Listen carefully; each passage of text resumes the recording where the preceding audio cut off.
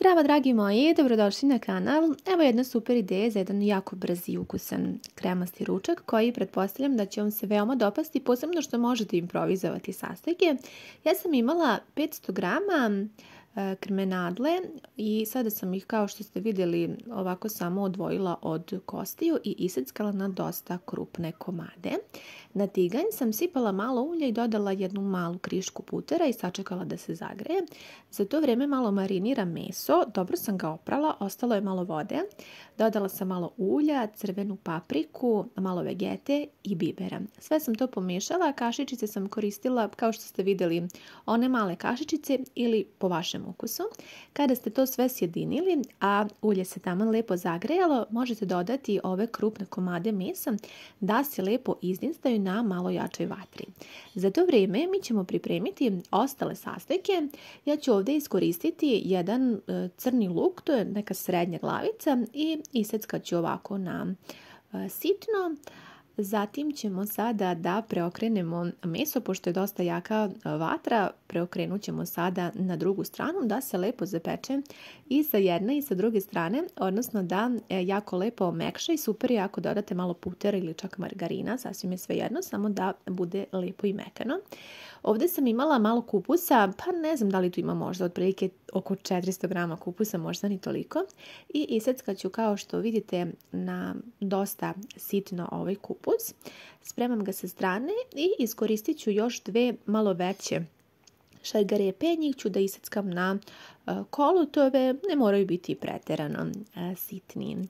Meso se polako dinsta, možete sada malo da smanjite, neka temperatura bude iznad srednje i dodajte sada crni luk, pa sve zajedno miješajte da se sad luk zajedno sa mesom prodinsta i da poprimi ukuse. Možete da pokrijete sa poklopcem i da sačekate da meso se prodinsta nekih 15 minuta, odnosno da bude pečeno do polovine, a potom dodajte i mešavinu ostalog povrća.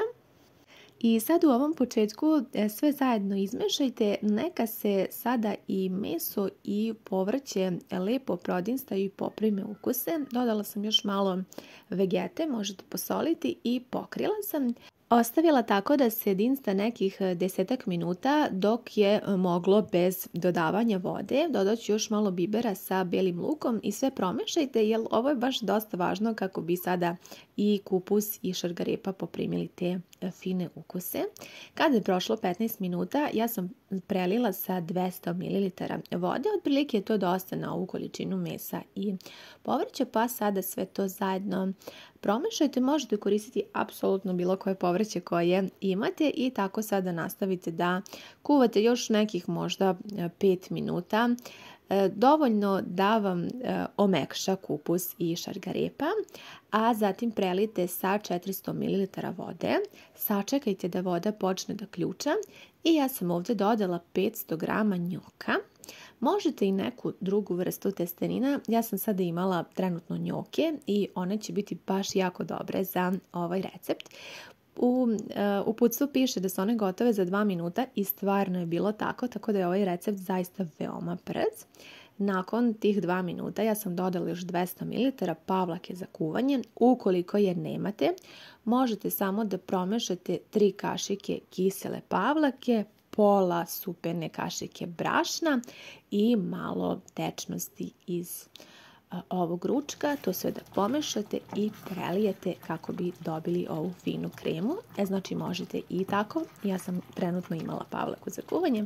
Sačekajte da se sve lepo ugusti, da postane ovako kremasto i fino i imate ručak za manje od sat vremena. Izuzetno ukusan, posebno za one koji ne vole kupus. Ovo je super ideja da ga nećete ni osjetiti. Nadam se da vam se ovaj recept dopao. Javite mi vaše utiske. Hvala vam na gledanju i ljubim vas sve puno.